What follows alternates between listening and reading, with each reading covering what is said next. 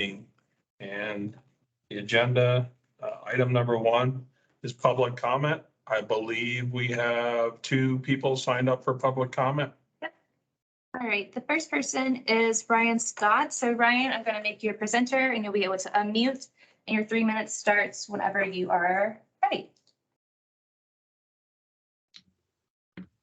Thanks. I don't know if there's any hope for ever meeting any of you in person, but I'll quick cross my fingers there.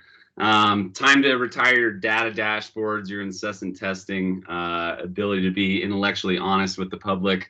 I think you've been willfully ignorant or intentionally misleading this entire time. About time to wind down the mass hysteria around COVID. Everyone seems to have forgotten about it now that you're not mandating things around town and daily camera writing about it every day. You led with the illusion of consensus while entirely lacking any capacity of critical thinking and labeling others like myself simply as stating misinformation all the time, which is just ridiculous. I think you as public health officials completely botched your health messaging around the COVID vaccines. That was evident in your last ditch attempt in October to try and figure out why your messaging wasn't sticking. Maybe because the product you were pushing is junky. Let's do a quick review. In 3 days, the administration ends an emergency, which was arbitrarily decided months ago. Unfortunately, they didn't rescind the EUA on these products. That's unfortunate. Meanwhile, every mandate around the country has been shot down. Texas Attorney General opened up an investigation into fraud on behalf of Pfizer. I have such cognitive dissonance just in the fact that everyone goes around acting like this is a bunch of altruistic people when you're regarding these pharma companies. They're making billions and billions of dollars and a bunch of criminals. You know, pharma companies made billions of dollars, zero liability. That never gets brought up. I know that's against, you guys get money that same way, so that's fine. The only point you got right in that study was the customer is not a fool.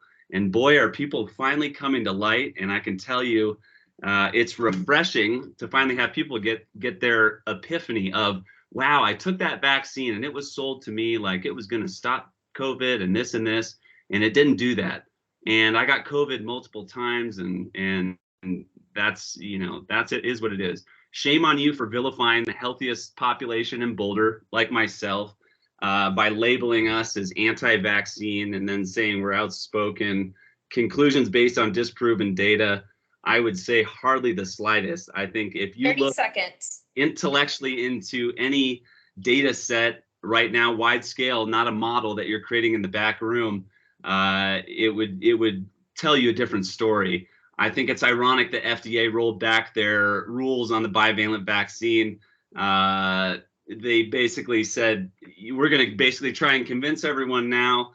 Their FDA's explanation was, get ready for this. A lot of people have already had COVID, natural immunity, something that was deployed. Oi, a little more sense next time. Thanks, Ryan. Yeah, thanks. And next we have Carolyn Benensky. Carolyn, your 3 minutes will start whenever you're ready. Hi, I'm Carolyn Benensky, and I live in Boulder, and you've seen me numerous times here. I too would like to say that I would love to see this happen in person.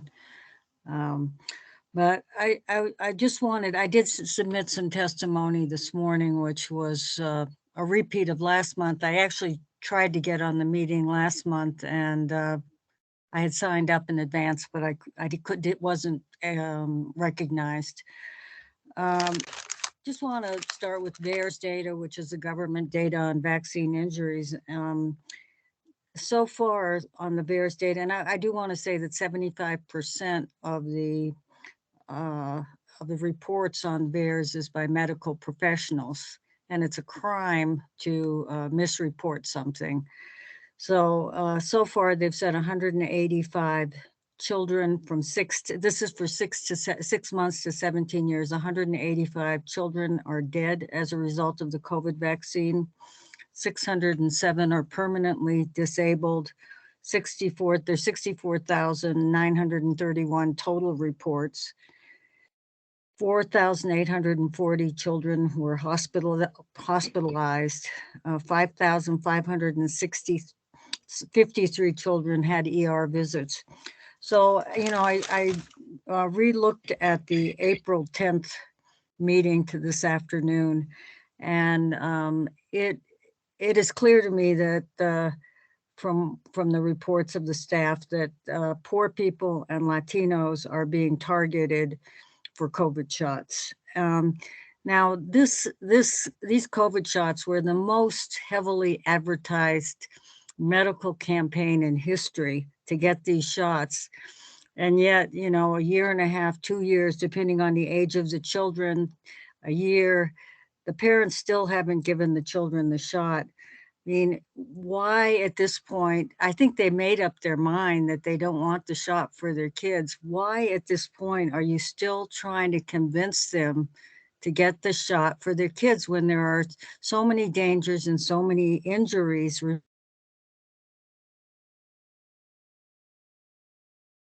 In January 2022, that the COVID 30 seconds. I have a number of questions which I'll submit to your website. I want to know if you and your community partners are going to provide informed consent to all parents as you're trying to convince them to give their kids the shot. Are you going to tell them about the adverse effects of these shots? It's very important that you do that so that they know what is happening to children who are getting these shots. That's time. Thank you. Thanks, Carolyn. Thank you. All right, thank you for public comment. Item 2, approval of April 10th regular meeting minutes. I move to approve the April 10th, 2023 regular meeting minutes. I second. Motion and a second. All in favor? Aye. All right. Item 3, discussion and vote of Boulder County Public Health Permanent Executive Director offer. So I think we wanted to start this discussion by just kind of outlining the process that we followed to date. Not everybody probably has the same level of knowledge on that. So who wants to start us off? I can do the process. So we started by, we engaged an external consulting group, the Moraine Group, and they brought in a number of qualified candidates. They pre-screened them all for us using a set of questions that we had approved. It included some staff input, some staff questions that had been submitted. They pre-screened them all, and I believe they brought us 8 that they felt were the most highly qualified for this role. It was a range of different candidates. The entire board plus 2 staff representatives screened all of those 8 candidates, and we brought in 6 of those candidates that we felt were the most qualified for interviews. And those 6 interviews were conducted virtually by 2 board reps, myself and Vice President Morgan, and also 2 staff members. After we conducted all those interviews and we submitted feedback, that subgroup selected 3 finalists. So we selected Danica Lee, Lexi Nolan, and Gary Cox. And these 3 finalists were gracious enough to come and join us in person. So they did in-person interviews with the entire board. And then they also did an in-person meeting with division managers and all of the executive director, direct reports. And then they also were part of town halls that were in person and recorded and provided to all staff and also people who are external to the department. After that, the division managers and the direct reports all provided feedback to the board on all of the 3 finalists, and staff were also given the opportunity to provide feedback via a survey. And I will tell you that the board, we reviewed all of the feedback that we got from division managers, from the executive director, direct reports, and from staff. And we took it all with great consideration. And you will hear about that probably as we discuss our choices. That is all for the process.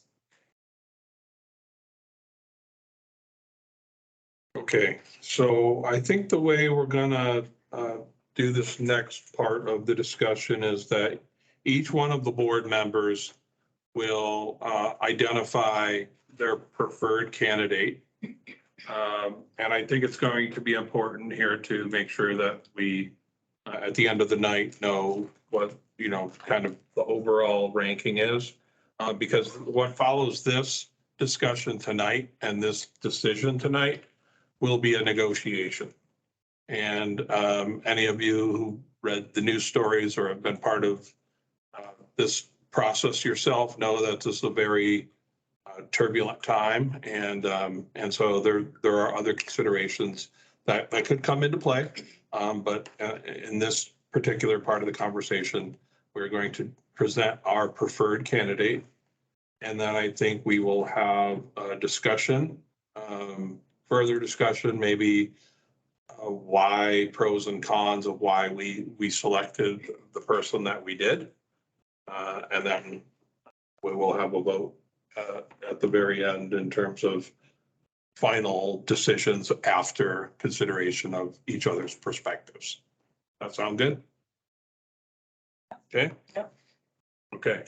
So as board president, I am going to recommend that Lexi Nolan be selected as the permanent executive director of Boulder County Public Health. Do you want me to say? Yeah, let's Okay, just so why. I'll give you a little bit. And and then then we'll we'll just go go back. down the line. Yeah. So, I look at where this organization is in terms of some very important strategic priorities. The strategic plan, the funding structure of how the department is funded, the knowledge that goes into saying, what's good about that and what could be improved upon. And so I think somebody coming in new would potentially set that process back many months. Not, of course, realizing that the director's team, the management team, and the staff all contribute in different ways to moving the strategic planning forward. So it's not that it would stop, but it's just that that additional hurdle of getting to understand an organization and getting to know you all, while also having the pressure of delivering a strategic plan and vision by the end of this year. My personal management philosophy has always been, if the person is qualified and they've come from within the organization, that is my philosophy. That I think it is much better to promote from within. I think it sends a good message to staff, and then provides additional opportunities down the line. So, I think Lexi's had a really tough job since she started right before Jeff retired. And I think for the better part of the last year, she's in essence been wearing two hats, two very different hats in terms of the level of involvement for each of those roles. And, and we've heard feedback that Lexi's working much too hard, and that does potentially send a bad message to staff and her direct reports. And, I try to put myself in the other person's shoes when I can. And I've had that, not at this level, but I've had that where you have to work two jobs for 6 months because you're the former expert in this area, but you're also moving an organization forward. And so, I can relate to that. And, when I look back at that time, did I work a lot more during that time? Yes. But you learn lessons from that too, right? And so that will be something I believe that this board and work in conjunction with the leadership team will be able to ensure does not continue. There will, eventually be another deputy director. who can really, will help to define the roles of, where do you get involved at the program level? And let the management and their staff make those important decisions. Of course, you're not divorced from any important decision as executive director, right? But that can be coached, and I'm 100% confident that can be coached. And so then when you look at those other intangibles, understanding the organization, getting the feedback from staff and management, and my peers, and I think my thought is that the clear preference was for Lexi. If we're talking about percentages, right? But I guess that's not everybody. And it's just everybody who chose to respond. And so I think that is the reason why. Personal disclosure, I work with Danica Lee on a regular basis. We have been in the same organization for 20 years. I think she is a fantastic person. I think she would be, I think she'd be able to lead this group with time, the time that comes with getting to know the group. She played a really impactful role with the city of Denver during our COVID public health emergency, and ran circles around the work that I was tasked with. And so you would be getting a tried and tested leader from Danica. And yes, she's primarily has regulatory programs under her purview, and that's where she's worked most of her public sector life. But we've also undertaken a lot of change with the former Denver Public Health, where we were 2 health departments. And I saw that whole process come together and building out things like the epidemiology team. It was just, I saw a lot of growth there, and a lot of success in the strategy behind that growth. So I don't want you to think like this wasn't a struggle for me. It was a struggle. But again, I have to go back to those core, what was the consensus from the staff, and what was, my management philosophy, and how does my decision align with that? So that's why I landed where I did. Okay, thank you, Greg. I just want to take a moment to reflect again.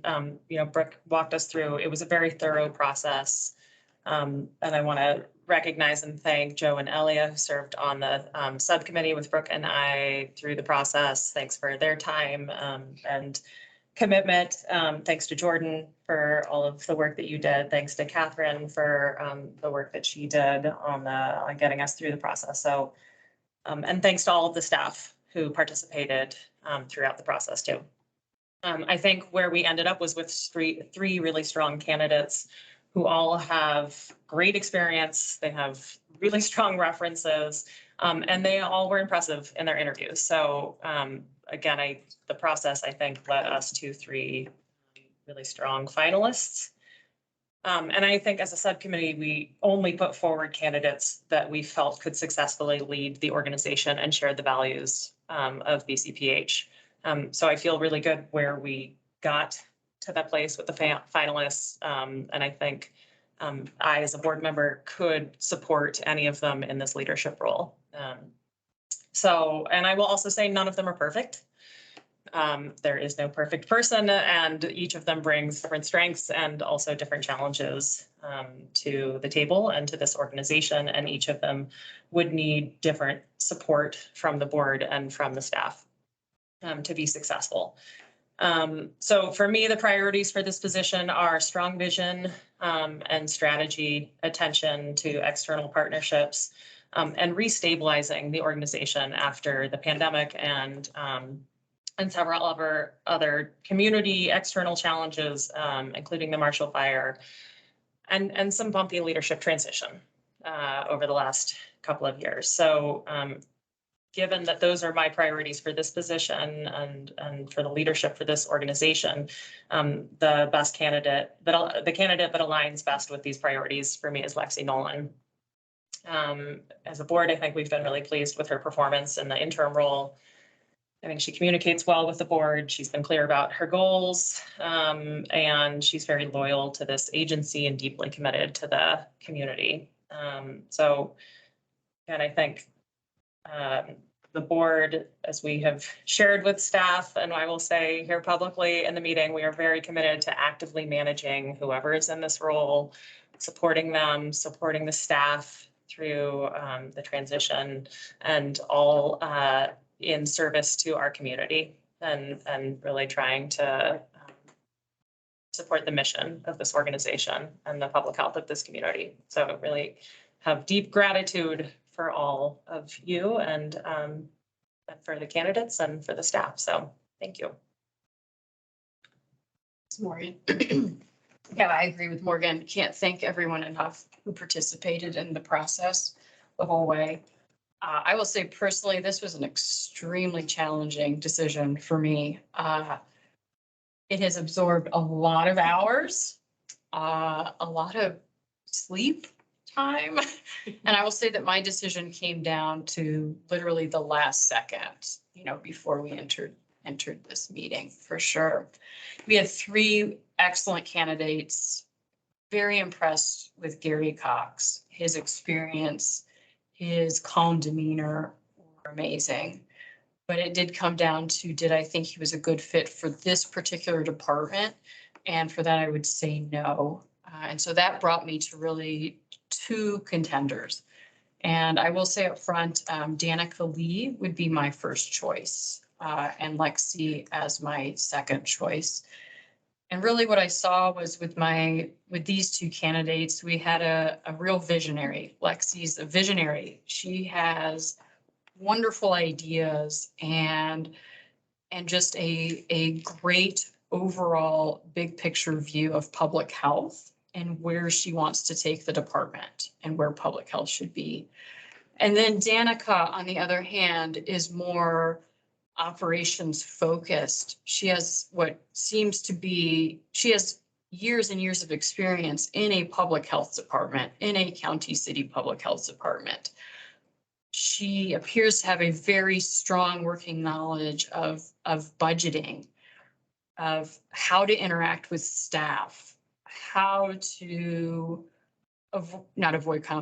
resolve conflict with her staff, especially her management staff. I will say that I felt that Danica really shone throughout the entire interview process and seemed, at least to me, to be very transparent and open with us.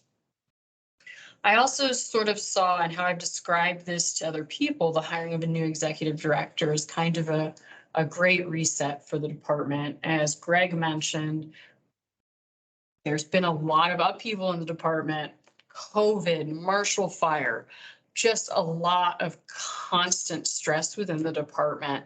And then we've had some great leadership turnover.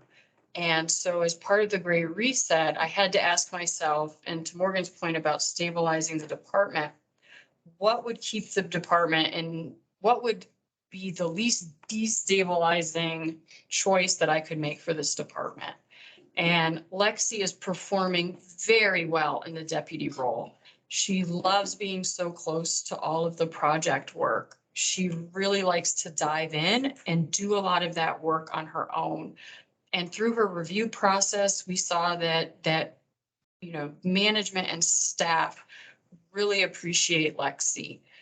And should we move her up then to the executive director position and take her once removed, I just question if that would meet her interests as well when she moves away from the programs a bit more and becomes the head administrator.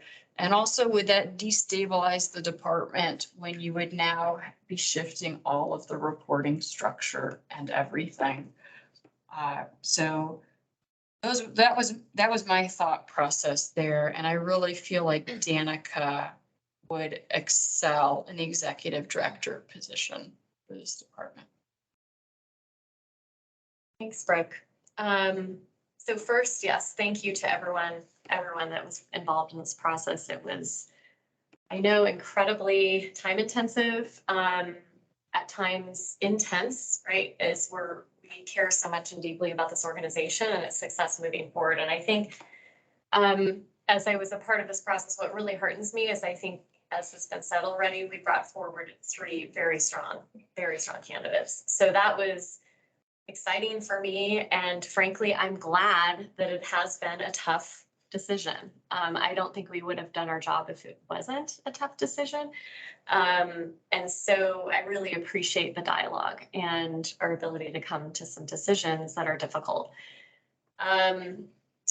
I echo Brooke on my top choice being Danica Lee. However, I will say that it was not an easy decision for me to come to, and also lots of information informing that decision up to the final minute. So in no way would I ever consider this a slam dunk and something that was easy to decide. As I looked at Danica, relative to the other 2 candidates, I've just been incredibly impressed with her long tenure at Denver's Public Health Department. She has clearly been in the trenches, has experienced all of the things that I think are critical to running a public health department. And to Brooke's point, her experience with budget, I think really critical. So I have strong inclinations that she would know the job, know the core elements of the job and how to execute against that.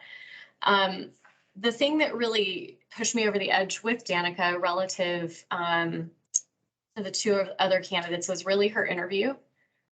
She showed up incredibly well at the interview, and I felt like her answers to answering questions around diversity, equity, and inclusion, social justice, and innovations in public health in those areas, I thought her answers were outstanding. I also think she gave strong answers when she did her town hall with the staff. And so I was very impressed with the way she presented herself, and felt that she was, of the 3 candidates, frankly, the most prepared for those discussions. So I will say with all of that, I would be happy to have any one of these candidates as the executive director. And I'm thrilled that we had the opportunity to go through this process. And I know the board is deeply committed to the success of whoever is selected through this process in the final decision. So that's where I stand, and thanks for the time and listening to my rationale. Thank you.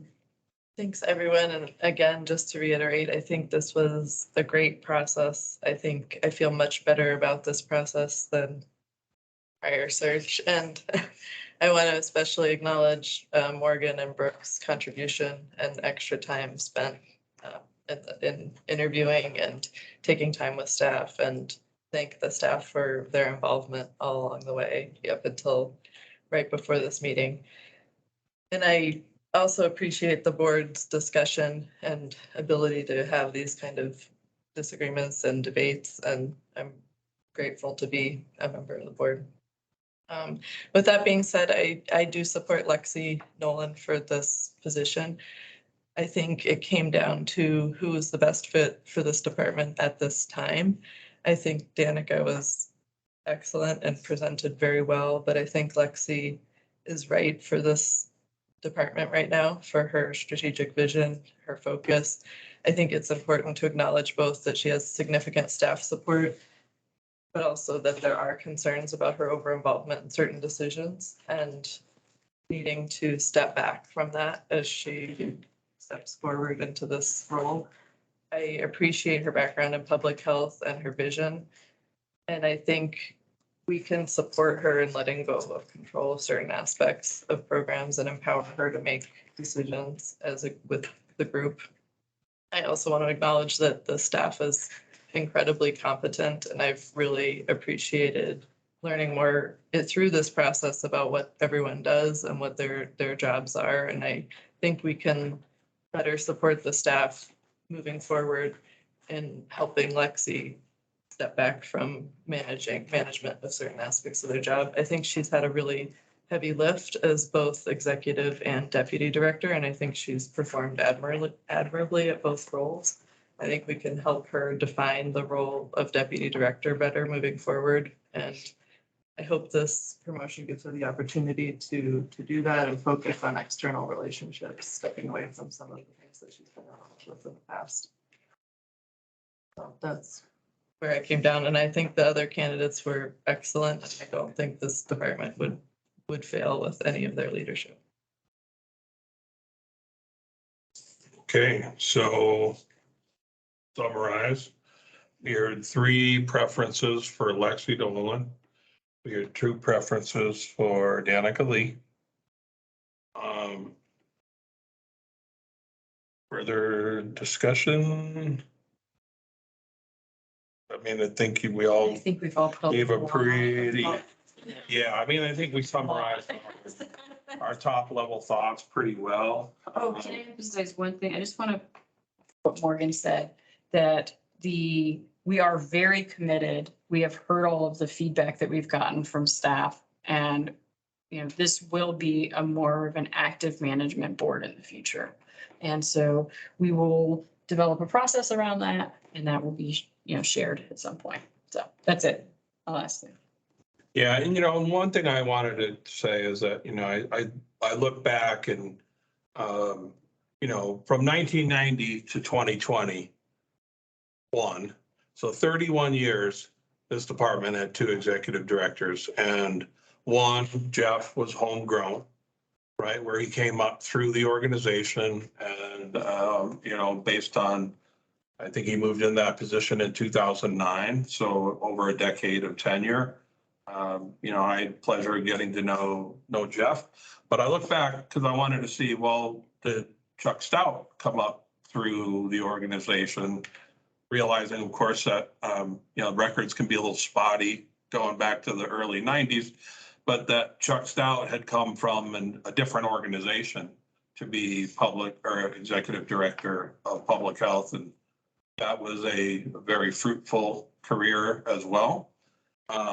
So examples of both hiring from within and hiring externally, they both can work. And I think you heard the struggles. I think we have 2 clear choices, obviously based on our preferences. And knowing that the hiring climate is challenging, we just need to make sure that we have a plan A and a plan B. And so it sounds like our plan A is Lexi Nolan, and if for some reason we can't come to terms, then we would move on down the list. And then I guess if plan A and plan B weren't to be successful, then we would probably be grouped. We have to actually take a vote. We do. We do have to Okay. actually take Yep. that. All right, so we threw out our straw preferences. Now comes time for the main vote. So let's reverse the order in terms of our. I think you have to make a motion. Yeah, I forget, yeah. You have I was gonna say, I'll move to appoint Lexi Nolan as Boulder County Public Health's permanent executive director. Second. Okay, we have a first and second on Lexi Nolan. All in favor? Aye. And so that's a 3-2 majority. And so we will move forward with trying to negotiate with Lexi Nolan. There needs to be an appointment of one of us on the board to be the negotiation manager.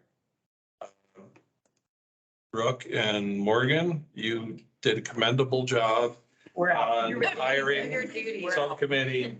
You feel free to just bow out.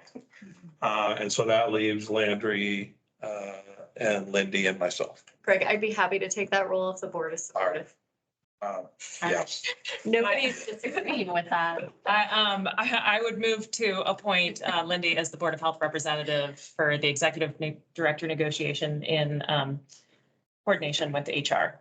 I second. Okay, motion and a second. In favor? Aye. Okay, motion is unanimous.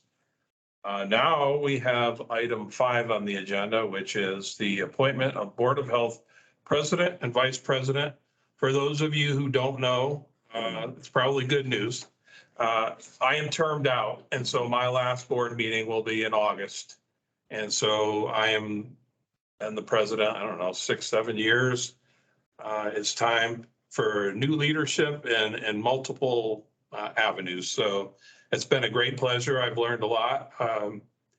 You know, I came as an environmental health rep and I learned so much: behavioral health, mental health, addiction. We've been through some, and of course, pandemic response. We've been through some challenging times, and it's been a huge learning experience for me. And I've been able to take some of that and put it back into my organization, because you guys have a lot of great ideas. So I just wanted to say that. Thanks for your leadership, Greg. Yes.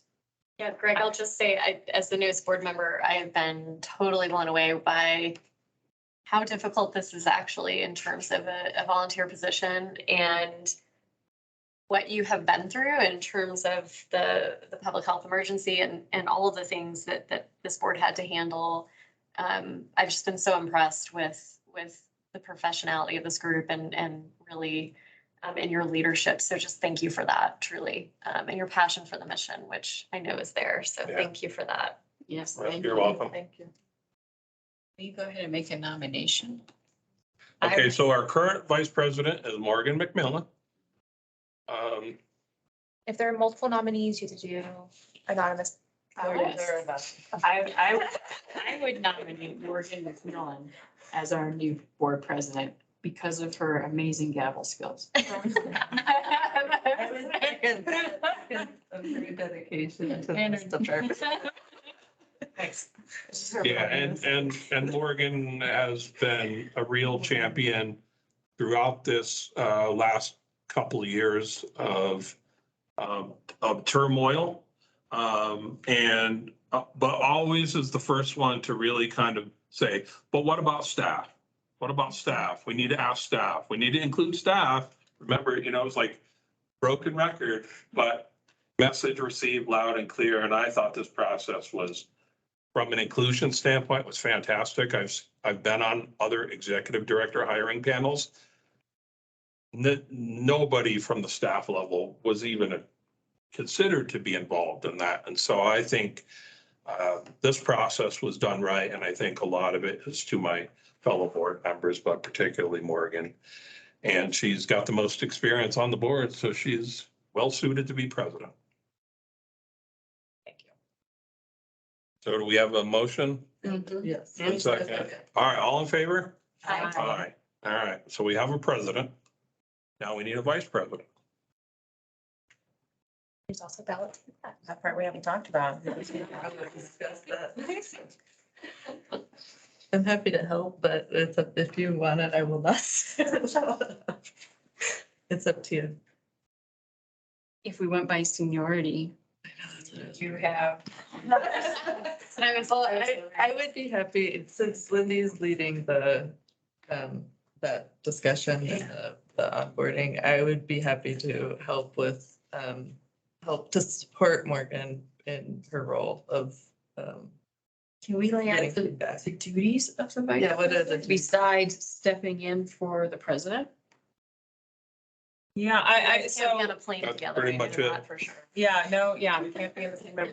No, you know, I think it really, I mean, other than filling in for the president in the president's absence, I mean, I think being a thought partner and working through some of the challenges of the organization and also, you know, in managing the executive director and supporting the organization, and again, all at the service of our community. So Yeah, I'm happy to help. And we have a good and supportive board anyway. Yeah. And I think we will all Yeah. be involved in the management process to make sure that we're all on the same page. Absolutely. Yeah. And you know, I do like the tenure concept too, right? I mean, I think, Linda, you've had a lot of experience, you'll know, you know what I'm saying? Like, you'll know most about kind of what's been and what needs to come. So I feel confident in that sort of as a selection criteria as well, so. Exactly. If you're willing to do it, right? I'm willing. That's the key. Yeah, and I think, I can block my schedule a little more. I've learned that I'm capable of doing. This is a team sport. Landry, when did you start in summer of 19? Yes. Okay, so you- August. You had about 6 months of pre-COVID Yeah, board experience. Yeah, and Yeah, the those are board the has ones, changed. the board's changed a lot, and Yeah. I think the roles of the board have become more clear. Yep. Through this process. Yeah. So I think I've learned a lot, certainly. Yep. And I've gotten to know And, staff. and, you know, I would also just say kudos to all of you because I've been through several iterations of the board and it's nice to not have to remind people that, you know, we make a commitment to attend and be present. And you guys have just done a phenomenal job of being present. And you've been a really easy board to work with. So, yeah. I thank you for your commitment. All right, since Landry's willing, then I nominate Landry Fagan as our new board vice president. And I'll gladly second that. Okay, we have a motion and a second for Landry Fagan to be vice president. All in favor? Aye. All right. Okay, that's, we have item 6, the director's report. Do we have anybody to answer questions on the I director's will report? gladly pass through to anyone. Yep. Do we We can have just- any? Yeah, just email it. We'll email them. to Yep. us then. Okay. Perfect. Love All that. right, Okay. that sounds good. Okay. And then we have old and new business. A lot of new business. Lots of new business. Yeah. And okay, well, I guess, So yeah, if you could send me your summer plans, like anytime, like you're not available. I won't be available for the next one, just the Okay. next one. I just like just the budget study sessions coming up, forums, things like that. So just at your leisure, that way we can go and start planning. I think that's the only one I know. Oh, I don't think I will be, I think I am away for work. July will be tough. I'm flying in, I should be able to make July. I should be able to make July, but I'm coming home that morning. Yep. So just let me know. okay, We'll make sure we have a quorum and stuff. I will miss June. Okay. The other ones I'll be here. I miss June, and I will definitely be missing June, so. all right, everybody. Well, thanks for your patience. Thanks for tuning in. You know, I'm excited for how this turned out. But I just hope you are excited and just know that the board is committed to making sure that this organization is top notch like it always has been. And so we will continue to be involved. And so, thank you. Thank you. Thanks, All everybody. right, meeting adjourned.